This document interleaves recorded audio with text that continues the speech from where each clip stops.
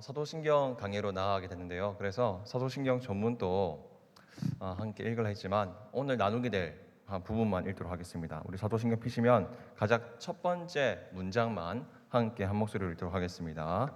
성경 제일 앞에 있는 사도신경 제일 첫 번째 문장입니다.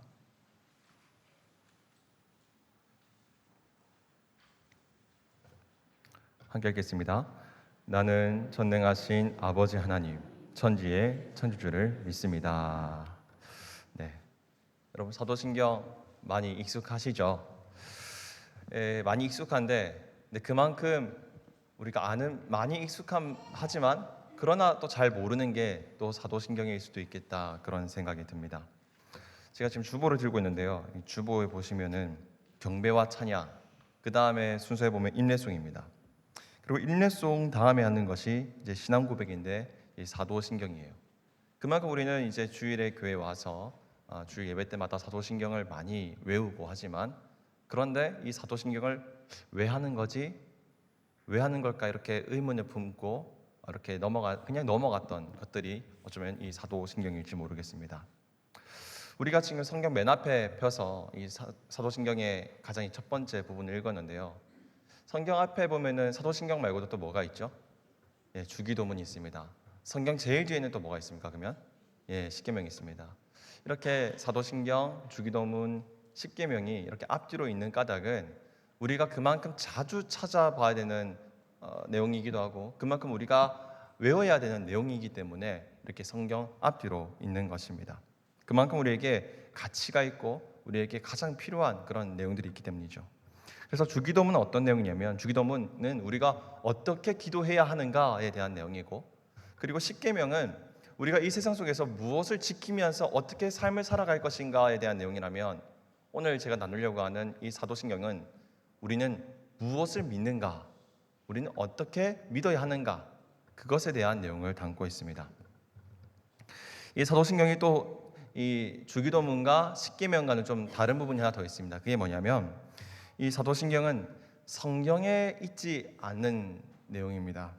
그러니까 십계명은 구약의 출애굽기와 신명기에 그대로 나와 있고, 그리고 주기도문은 마태복음 6장에 그대로 나와 있죠. 그런데 사도신경은 성경 어디에도 그대로 이 전문이 있지 않습니다. 그런 게 좀 다르죠.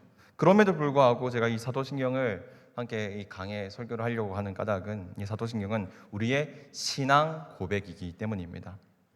그냥 예배 때마다 마술처럼 우리가 주문을 외우듯이 하는 그런 의식이 아니라, 우리가 무엇을 믿는가, 왜 예배하는가, 그것이 담긴 우리의 신앙 고백이기 때문입니다. 그래서 어떤 목사님들은 이 사도신경을 두고 뭐라고 또 말을 하냐면, 이 사도신경은 예배의 문을 여는 열쇠다 이렇게 표현하더라고요. 우리가 문을 열려면 열쇠가 필요하지 않습니까? 이 사도신경이 예배의 문이라는 거죠. 그래서 우리가 이 예배를 시작할 때도 사도신경을 함께 신앙 고백하고 하는 예배를 드린 이유도 바로 그 이유입니다. 제가 저희 1층 로비에 보면은 이전에는 지금 유리문이지 않습니까? 유리문에 도어락이 달려 있습니다. 도어락이 바뀐 지 얼마 안 됐을 때는 제가 이제 새벽에 새벽 설교를 하기 위해서 문을 열려고 하면은 이 비밀번호가 생각이 나지 않는 거예요. 그래서 한참 동안 비밀번호 뭐였지? 내가 분명히 알고 있었는데 막 이렇게 한참 찾았단 말이죠. 이처럼 우리는 이렇게 예배를 들어가려고 한다면 이 사도신경을 먼저 우리가 열어야, 그 문을 열어야 우리가 이 예배의 문으로 들어갈 수 있는 것입니다. 저는 이번 사도신경 강의를 통해서 총 8번을 나누어서 이렇게 이제 말씀을 나누려고 합니다. 사실 이 사도신경을 정말 하나하나 다 다루려고 하면 최소한 다른 목사님들은 12번, 14번, 많게는 30번까지 이렇게 얘기를 하시지만, 제가 지금 시편 23편 또 6번에 나눠서 강의를 해봤고, 그리고 룻기도 6번에 나눠서 하고 있는데 6번 설교를 하더라도 이게 1년 정도 시간이 걸리더라고요. 그래서 정말 최소한의 내용으로 해서 여러분들과 이 은혜를 나누려고 합니다. 그래서 여러분들이 이 8주 동안 이 사도신경을 알아감을 통해서 이 고백이 단순한 이 예배 전에 외우는 그런 주문 정도가 아니라 우리의 삶의 고백이 되어지시기를 주님 이름으로 축복합니다. 네, 오늘은 첫 시간이기 때문에 우리가 사도신경이 뭔지 제가 먼저 설명을 좀 드리고 시작하려고 합니다. 여러분, 주기도문이 기도 중에 기도라고 한다면 이 사도신경은 뭐라고 말할 수 있냐면 신조 중에 신조다 이렇게 말을 할 수 있습니다. 여러분, 신조가 무엇입니까? 제가 군에 14년도에 이제 군 입대를 했거든요. 그래서 제가 21개월 동안 군복무를 했습니다. 이 21개월을 총 다 합치면 제가 전역 날짜를 막 계산해요. 해보면 640일 정도 군복무를 하더라고요. 이 640일 중에서 제 휴가를 제외한 모든 시간 동안 군에서 6시 반에 기상해서 6시 40분에 연병장에 서게 됩니다. 그때마다 매일매일 외웠던 것이 뭐냐면 복무신조라는 것을 외웠습니다. 혹시 군대 육군 나오신 분들 다 아실지 모르겠습니다. 복무신조, 우리의 결의, 우리는 국가와 국민의 충성을 다하는 대한민국 육군이다 하면서 매일매일 이렇게 외웠었거든요. 여러분, 신조는 무엇입니까? 신조의 사전적인 뜻은 이렇습니다. 신조는 첫째로 굳게 믿고 지키는 생각이라는 뜻이고요. 둘째는 믿음의 내용이다. 이것이 사전적인 의미입니다. 그러면 신경은 무엇입니까? 이 경은 읽을 경자죠. 그러니까 우리가 믿음의 글, 우리가 믿음으로 고백하는 그 글을 의미하는 겁니다. 즉 사도신경은 우리가 믿는 믿음의 고백서라는 것이죠. 그래서 대부분의 교회에서 이 사도신경을 매주 예배 때마다 우리가 이렇게 외우고 시작을 하는 겁니다. 우리가 일주일에 한 번 이렇게 이제 사도신경을 외운다 하면 1년이면 몇 번이죠? 54번 정도고 10년이면은 500번 넘게 합니다. 그런데 이제 교회 학교를 섬기시는 우리 교사분들이 계시다면 교회 학교에서 한 번 더 외우지 않습니까? 그러면 한 1000번 정도 되고, 만약에 그 교회 학교를 섬기는 분들, 교사분들 중에서 청년들이다. 청년들은 또 청년부 예배를 드리니까 10년이면 1500번 정도 이렇게 외우겠구나, 이렇게 계산이 되더라고요. 자, 여러분, 그리고 또 이제 한 번 더 설명드릴 것이 있는데, 우리가 제가 신경에 대해서 왜 신조인가 설명드렸습니다. 그리고 두 번째로 설명드릴 것은 왜 사도신경인가입니다. 사도라는 말이 붙어 있죠. 영어로는 the Apostles' Creed라고 하는데, Apostle, 이거의 사도라는 그런 말이 있습니다. 사도신경이 작성된 이 전승들이 여러 가지가 있는데, 그 중에 뭐가 있냐면, 이 사도신경이 라틴어 원문으로 보면 이 12구절로 되어 있습니다. 그래서 이 전승에 따르면 12사도가 한 명이 하나씩 한 구절씩 줘서 이 만들어진 게 이 사도신경이다라는 전승이 있지만, 그것은 사실이 아닙니다. 그냥 전승일 뿐이고요. 그러면 왜 사도신경이라 하느냐? 이 사도신경은 작성자가 사도가 아니라 그 내용이 사도적이기 때문에 사도신경이라고 말을 하는 겁니다. 그래서 사도신경의 모든 고백들이 사도들이 전했던 복음과 일치하며 교회가 믿고 고백하는 내용과 일치하기 때문입니다. 그렇기 때문에 사도신경이다라고 말하는 겁니다. 여기서 사도적이라는 말은 성경적이다, 복음적이란 말이에요. 그래서 사도들이 예수 그리스도의 복음을 직접 듣고 그대로 전했지 않습니까? 그래서 사도적이라는 것은 성경적이다라는 말과 같습니다. 그래서 사도신경은 비록 이 십계명과 주기도문과 같이 이 성경 안에 기록되어 있는 내용은 아니지만, 이 성경 66권의 내용들이 압축되어 있는 것, 요약되어 있는 것이 이 사도신경의 고백이라는 것이죠. 십계명은 구약을 대표하는 율법이고, 그리고 주기도문이 이 신약을 대표하는 기도문이라면, 이 사도신경은 이 모든 구약과 신약의 내용을 집약해 놓은, 그래서 요약해 놓은 것이 바로 사도신경인 것입니다. 그래서 우리가 예배를 드릴 때에 앞서서 먼저 고백을 하고 시작하는 것이죠. 그래서 우리는 사도신경의 가장 처음 부분을 이렇게 고백합니다. 나는 전능하신 아버지 하나님, 천지의 창조주를 믿습니다. 이렇게 믿고 우리가 시작하는 거죠. 자, 첫째로 그러면 제가 나눌 것이 뭐냐면, 먼저 창조주 하나님에 대해서 나누려고 해요. 전능하신 창조주 하나님. 하나님에 대한 여러 가지 속성들이 있습니다. 거룩하신, 그리고 사랑이신, 여러 가지 속성이 있습니다. 그런데 그 중에서 가장 중요한 속성이 있다고 한다면 그것은 바로 전능하신 하나님입니다. 이 전능하시다는 것은 절대적이고 무한하신 능력을 가졌다는 것입니다. 어떤 일이든지 못한 일이 없으시고 모든 일을 하실 수 있는 능력이 있다는 겁니다. 왜냐하면 이 하나님은 우주 만물을 창조하신 능력이 있으신 분이기 때문입니다. 우리는 그 하나님을 믿고 살아가는 것이죠. 제가 이제 고등학교를 다닐 때 제가 기독교 학교를 다녔습니다. 거기서 선배 한 명이 있었는데 그분이 학급 신앙 부장도 맡으시고 그리고 전체 학년 부장을 맡을 만큼 이 신앙이 좋은 그런 형이 있었습니다. 근데 그 형이 나중에 대학에 올라갈 때에 좀 자유주의 신학을 하고 있는 그런 대학교에 입학을 하게 되었어요. 그리고 1년 뒤에 그 형을 다시 만나게 돼서 이야기를 했는데 제가 믿는 그 신앙의 내용과 좀 많이 다른 이야기를 하는 겁니다. 어떤 이야기로 하는가 하니 창세기는 구전일 뿐이야. 창세기는 하나님의 창조 이야기가 진짜가 아니라 그냥 인간이 만들어낸 동화일 뿐이야. 이렇게 얘기하는 겁니다. 여러분들은 어떻게 생각하십니까? 하나님께서 창조하셨다고 믿으십니까? 아니면 구전이라고 믿으십니까? 이 자리에 계신 분들 모두 하나님께서 창조하셨다고 믿으시죠? 네, 아멘입니다. 네, 이렇게 나가야죠. 저는 이제 그 형이 그렇게 말하는 게 도저히 이해가 되지 않고 좀 안타까웠습니다. 그리고 나서 그 형이 나중에 한참 뒤에 어떤 길로 빠졌는가 제가 들어보니까 나중에는 신앙을 떠나서 다른 길로 갔다는 그런 안타까운 소식을 듣게 됐습니다. 제가 이제 그 형의 소식을 듣고 나서 우리의 신앙의 가장 기초인 이 창세기, 이 창조 신앙부터 바르지 못하니 이렇게 신앙의 뿌리가 흔들리게 되지 않았나 그런 생각을 하게 되었어요.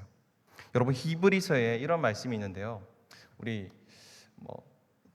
에리도 안 나오니까 한번 찾아볼까요? 히브리서 11장 3절 말씀입니다. 신약성경 364페이지에 있어요. 신약성경 364페이지.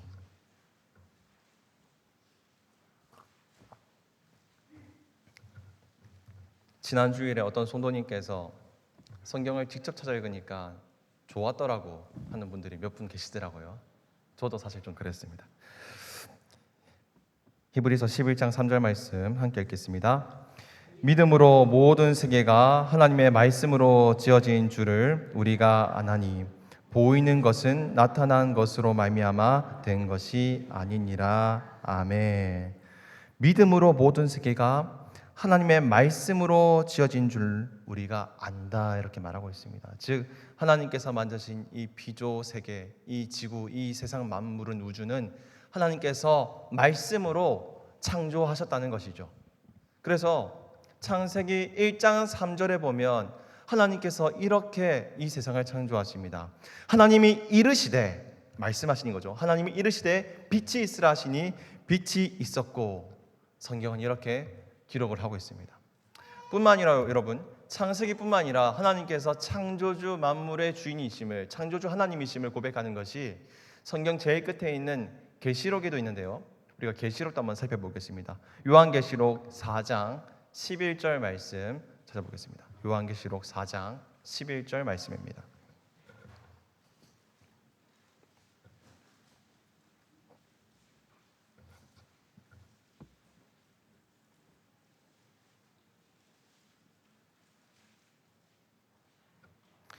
계시록 4장 11절 함께 읽겠습니다. 우리 주 하나님이여 영광과 존귀와 권능을 받으시는 것이 합당하오니 주께서 만물을 지으신지라 만물이 주의 뜻대로 있었고 또 지으심을 받았나이다 하더라. 아멘.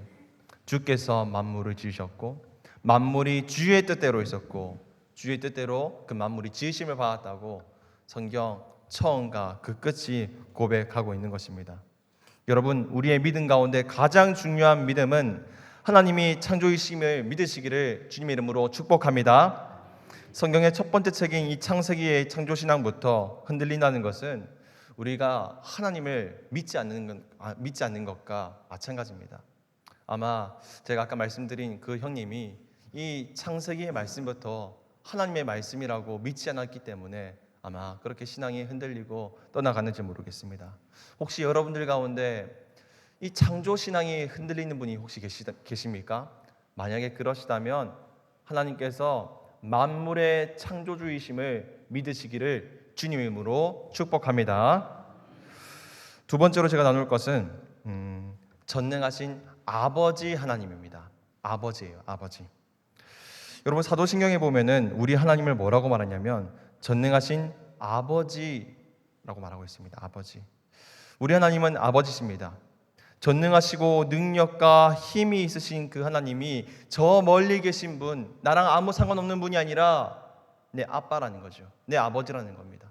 사도신경의 그 첫 번째가 하나님이 내 아버지라고 이렇게 가르치고 있습니다. 여러분, 주기도문에서도 그 처음에 이렇게 고백을 하지 않습니까? 제가 읽어드리겠습니다. 그러므로 너희는 이렇게 기도하라. 하늘에 계신 우리 아버지여. 이렇게 고백을 하고 있습니다. 우리 전능하신 하나님은 하늘에 계신 우리 아버지 하나님이라는 겁니다. 저는 아주 어릴 적에 저희 아버지의 모습을 생각하면 아버지는 못하는 것이 없는 분이라는 것을 이렇게 많이 느꼈습니다. 저희 집은 이제 냉장고에 보면은 되게 오래된 소스 통들이 많았습니다. 이렇게 돌려서 까는 그런 통들이지 않습니까? 근데 어머니 힘으로는 그 힘이 붙이신 거예요. 저도 어리니까 그걸 깔 수가 없고, 그래서 아버지가 이제 어머니가 아버지한테 부탁을 해요. 그 아버지가 그 천 같은 거를 딱 이렇게 옷에 붙어가지고 이렇게 탁 돌리면은 뻥 하면서 금방 따지고 하는 것을 많이 보았습니다. 그리고 저는 이제 토요일마다 아버지와 함께 매주 목욕탕을 갔었습니다.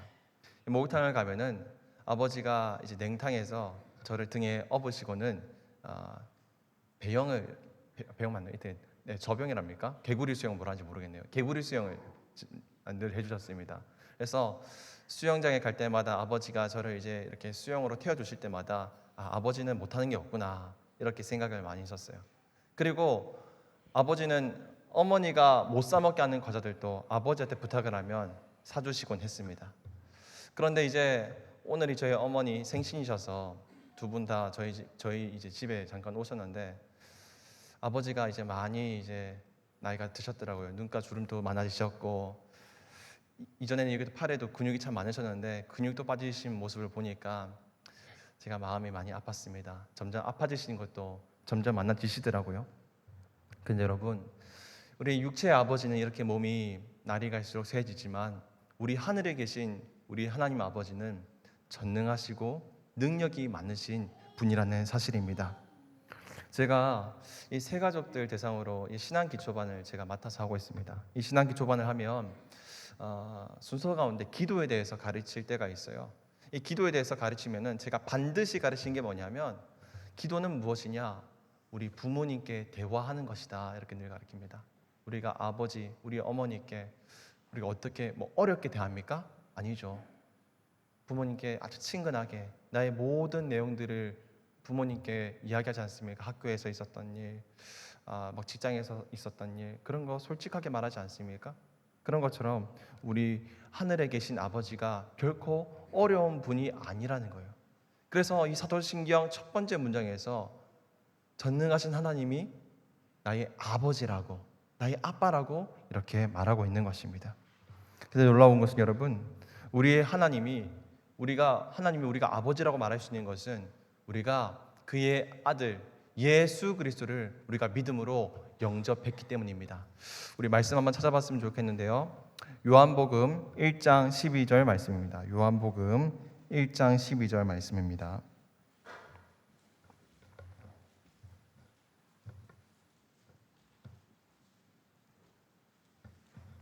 함께 읽겠습니다. 영접하는 자, 곧 그 이름을 믿는 자에게는 하나님의 자녀가 되는 권세를 주셨으니 아멘. 영접하는 자, 하나님을 예수 그리스도의 이름을 믿는 자에게는 인간에 불과한 죄인에 불과한 우리가 하나님의 자녀가 될 수 있는 그런 특권을 우리에게 주셨다는 사실입니다. 믿으십니까? 여러분, 그래서 기도라는 것은 아무나 할 수 있는 게 아니지 않습니까? 기도는 하나님의 자녀만 할 수 있는 특권입니다. 그래서 자녀된 특권으로서 하나님 아버지께 나의 모든 것들을 솔직하게 고백하고 털어놓을 수 있고 하나님께 내 모든 것을 맡겨드릴 수 있는 것이죠. 그래서 여러분, 우리는 아무것도 두려워할 게 없습니다. 전능하시고 천지를 창조하신 하나님이 나의 아버지 되기 때문에, 나의 아빠 되시기 때문에 우리에게는 아무것도 두려워할 필요가 없는 것입니다. 이것이 바로 우리의 신앙 고백입니다. 여러분, 육신의 아버지는 날이 갈수록 연약해집니다. 그러나 우리의 영원하신 하나님 아버지는 전능하신 하나님이시요 천지를 창조하신 주님이심을 믿으시기를 주님의 이름으로 축복합니다. 자, 그리고 세 번째로 살펴볼 것은 이제 저희가 읽었던 마지막 문장에 나오는 믿음입니다. 믿음. 나는 전능하신 아버지 하나님, 천지의 창조주를 믿습니다라고 말하고 있죠. 오늘 믿음에 대해서 말하고 싶습니다. 사도신경 라틴어 원문에 보면은 우리가 방금 읽은 문장에서 가장 마지막에 믿음에 대해서 말을 하고 있지만 라틴어 원문에 보면은 믿음이 가장 첫 번째로 나오고 있습니다. 그 믿음이라는 라틴어가 뭐냐면 크레도라는 단어입니다. 이 크레도는 믿음, 또 어떤 의미를 담고 있냐면 단순한 그런 믿음이 아니라 우리의 심장을 바치는 그런 믿음을 두고 크레도라고 말을 합니다.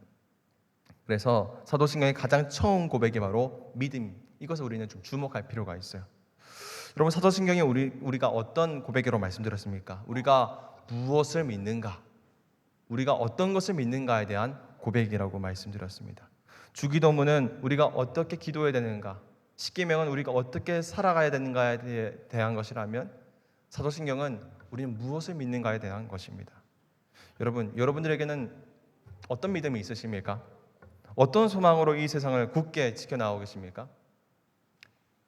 예수 그리스도가 다시 재림하실 것이라는 그 믿음의 소망이 있기 때문에 우리가 살아가지 않습니까? 우리가 이 세상을 살아가면서 얼마나 아픔들이 많습니까? 살아가면서 뉴스에 보면은 전세 사기를 당하기도 하고, 집을 나가는데 집에 갑자기 불에 홀랑 타서 집이 사라지기도 하고, 아니면 내가 돈을 빌려줬는데 그 돈을 못 돌려받기도 하고, 인생에 살면서 우리가 호구 당할 때가 참 많이 있습니다.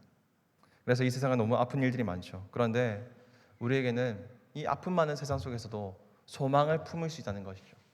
왜냐하면 우리가 죽고 나면은 우리가 천국이라는 그 소망이 있기 때문입니다.